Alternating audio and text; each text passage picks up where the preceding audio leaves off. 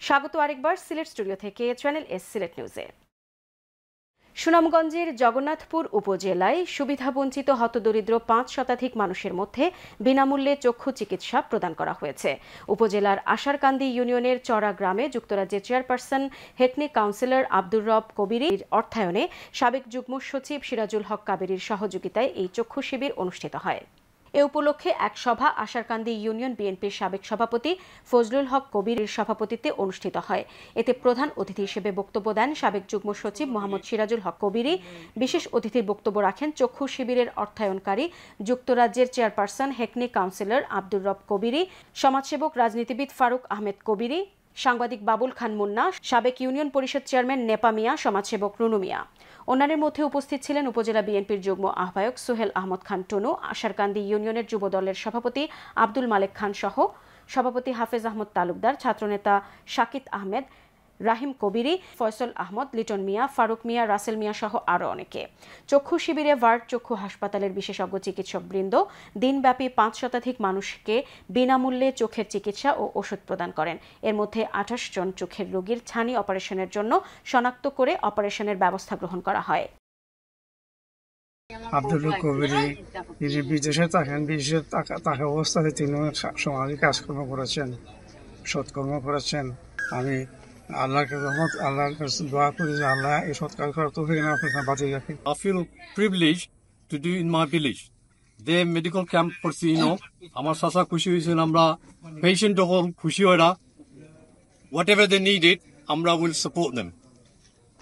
Medication দরকার হয়, glass দরকার হয়, we are there to provide them whatever they needed. কারণ অনেকে আসুন they cannot afford it. চাচা যে কথা কইছেন অনেকের তৌফিক নাই, ডাক্তার দেখাইবার তৌফিক নাই, আল্লাহ সুযোগ দিয়েছেন আমরা করার দায়। আল্লাহর দরবারে শুকরিয়া। বিনামূল্য চিকিৎসা আমরা করি, সাহায্য করা আমরা খুশি আছি। অসহায় মানুষ আইয়া চৌকর চিকিৎসা ফ্রি খাইছি। আল্লাহ দীর্ঘদিন বাচ্চা থাকার হায়াত আল্লাহ বাড়াইয়া দেখা। মৌলভীবাজার সদর উপজেলার বুদ্ধিমন্তপুর মৌলভী বাড়িতে আল উমর ফাউন্ডেশনের উদ্যোগে ফ্রি চক্ষু শিবির ২০২৫ অনুষ্ঠিত হয়েছে। বিস্তারিত জানাচ্ছেন আমাদের মৌলভীবাজারের head of news Khaled Chowdhury. ক্যামেরায় ছিলেন অশ্বিনী সিনহা। মৌলভীবাজার সদর উপজেলা বুদ্ধিমন্তপুর মৌলভীবাড়িতে আল উমর ফাউন্ডেশনের উদ্যোগে ফ্রি চক্ষু শিবির ২০২৫ অনুষ্ঠিত হয়েছে। উক্ত অনুষ্ঠানে ৮ নম্বর কনকপুর ইউনিয়নের বিএনপি সভাপতি মোহাম্মদ ফখরুল ইসলামের সঞ্চালনায় সভাপতিত্ব করেন আল উমর ফাউন্ডেশনের চেয়ারম্যান মোহাম্মদ নাসিম উদ্দিন। প্রধান অতিথি হিসেবে উপস্থিত ছিলেন মৌলভীবাজার ৩ আসনের সাবেক সাংসদ এম নাসের রহমান। বিশেষ অতিথি হিসেবে উপস্থিত ছিলেন মৌলভীবাজার জেলা বিএনপির আহ্বায়ক ফজল করিম ময়ুন, জেলা বিএনপির সদস্য সচিব মোহাম্মদ আব্দুর রহিম রিপন।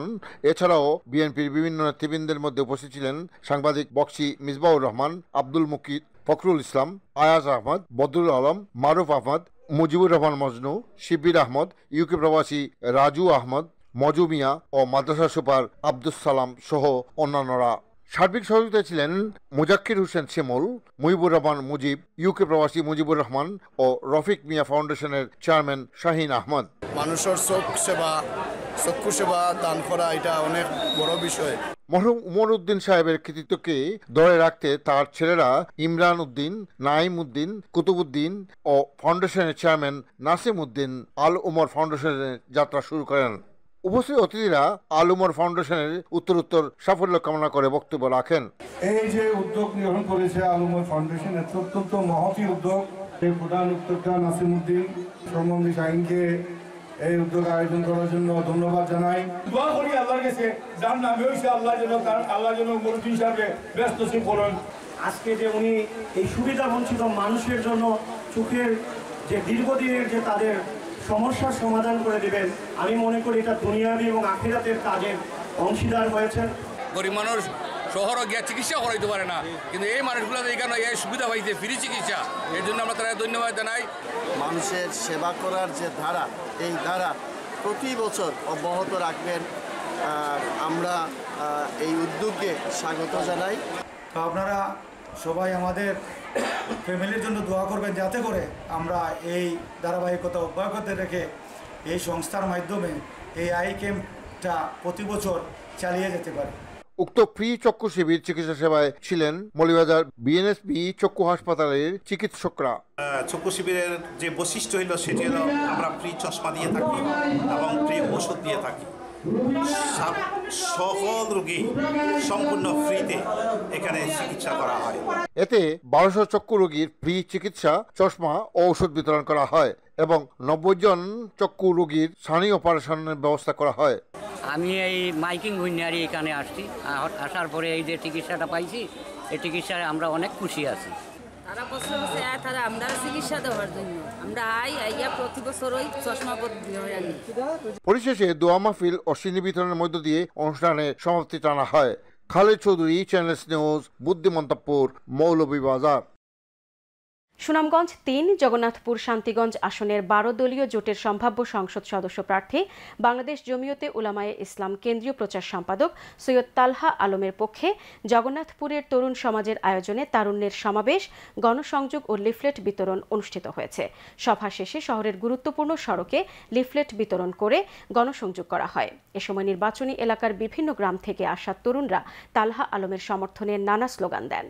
জগন্নাথপুর পৌর পয়েন্টে তারুণ্যের সমাবেশে প্রধান অতিথি হিসেবে বক্তব্য দেন 12 দলীয় জোটের সংসদ সদস্য প্রার্থী বাংলাদেশ জমিয়তে উলামায়ে ইসলাম কেন্দ্রীয় প্রচার সম্পাদক সৈয়দ তালহা আলম।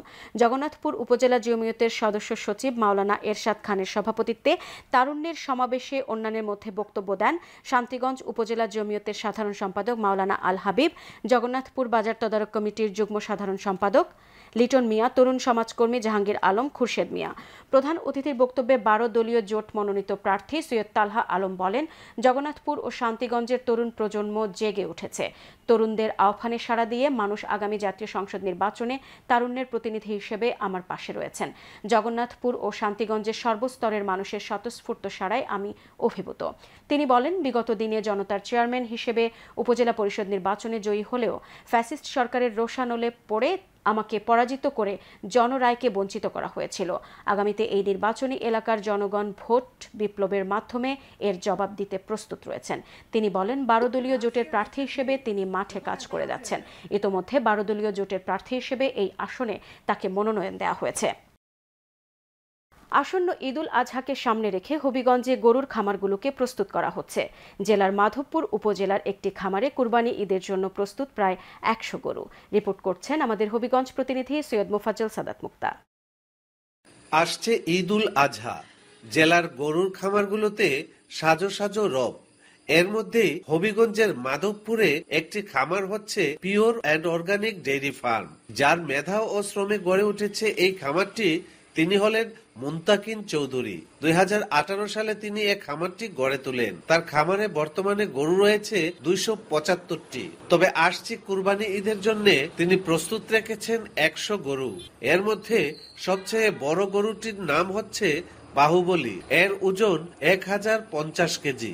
এটির দাম তিনি হাঁকিয়েছেন 8 লাখ টাকা। মুন্তাকিম চৌধুরীর খামারে রয়েছে দুধের গাভীও।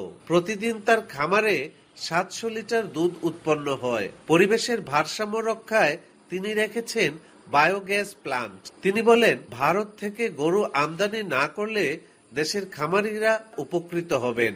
দেশে যে গরু পালন করা হয়েছে সেগুলি কুরবানি ঈদ ও স্থানীয় মাংসের চাহিদা পূরণের জন্য যথেষ্ট। বলতে পারতেছি, যদি ভারত থেকে কোনো ধরনের কোনো গরু আমদানি না হয়, আমরা খামারিরা যারা আছি আমরা একটা ভালো রেজাল্ট পাবো। গরু আসবে না, আমাদের দেশের যে গরু আছে এই গরু ইনশাল্লাহ আমাদের কুরবানি সহ আমাদের মাংস চাহিদা পূরণ করতে সক্ষম হবে। জেলা প্রাণী সম্পদ কর্মকর্তা জানান, এবার ভারত থেকে গরু আমদানি হচ্ছে না। এছাড়াও কুরবানি ঈদের আগে গরু যাতে এক স্থান হতে অন্য স্থানে নির্বিঘ্নে পরিবহন করা যায় সে ব্যাপারেও প্রাণী সম্পদ অফিস দেখভাল করবে। বিজিবির পক্ষ থেকে আমাদেরকে যেটা জানানো হচ্ছে যে না, এখানে কোনো প্রকার গরু এখানে ঢুকছে না। গরু যাতায়াত করার ক্ষেত্রে গরু যেন কোনো প্রকার কষ্ট না হয়, নির্বিঘ্নে যাতে এক স্থান থেকে অন্য স্থানে যাতায়াত করতে পারে, সেই বিষয়টাও প্রাণী সম্পদ দপ্তর এটা দেখভাল করবে। গরু পালনের ক্ষেত্রে কোনো ক্ষতিকারক খাদ্য বা মেডিসিন যাতে ব্যবহৃত না করা হয় সে ব্যাপারেও কর্তৃপক্ষ নজর রাখবে বলে জানায় প্রাণী সম্পদ অফিস। সাদাত মুক্তা, চ্যানেলস নিউজ, হবিগঞ্জ। নবম বর্ষে পদার্পণ উপলক্ষে সিলেটে কেক কেটে বাংলা টিভির প্রতিষ্ঠাবার্ষিকী উদযাপন করা হয়েছে। টেলিভিশন সাংবাদিক সংগঠন ইমজার কার্যালয়ে বাংলা টিভির প্রতিষ্ঠাবার্ষিকীর কেক কাটেন সিলেট সিটি কর্পোরেশনের সাবেক মেয়র ও বিএনপির চেয়ারপারসনের উপদেষ্টা আরিফুল হক চৌধুরী। বাংলা টিভির সিলেট ব্যুরো প্রধান কাইয়ুম উল্লাসের সভাপতিত্বে প্রতিষ্ঠা বার্ষিকী অনুষ্ঠানে উপস্থিত ছিলেন সিলেট জেলা প্রেস ক্লাবের সাধারণ সম্পাদক Mohammad Nasir Uddin, electronic media journalist association ইমজার সভাপতি Ashraful Kabir, Bangladesh photo journalist association Sylhet বিভাগীয় কমিটির সভাপতি নাজমুল কবির পাবেল ও সাধারণ সম্পাদক আশকার আমিন রাব্বি, ইমজার সাবেক সভাপতি মইনুল হক বুলবুল, দেবব্রত ঘোষ চৌধুরী বাপ্পা, বাংলা টিভির senior camera person S Alam Alamgir. বিভিন্ন নিউজ মিডিয়াতে বাংলা টিভি অনেক অগ্রসর। আমি সিলেটে বাংলা টিভি নববর্ষে আমি তার উত্তর উন্নতি কামনা করি এবং তাদের কলা কৌশলী এবং এখানকার পরিচালক যারা রয়েছেন তাদের অবিরাম তাদের পরিশ্রমের মাধ্যমে বাংলা টিভি আরও অগ্রসর হোক। সিলেট নিউজ আজ এই পর্যন্তই। সিলেট বিভাগের প্রত্যন্ত অঞ্চলের খবর জানতে চোখ রাখুন চ্যানেল এস এর পর্দায়। সবাইকে ধন্যবাদ এতক্ষণ সঙ্গে থাকার জন্য। আল্লাহ হাফেজ।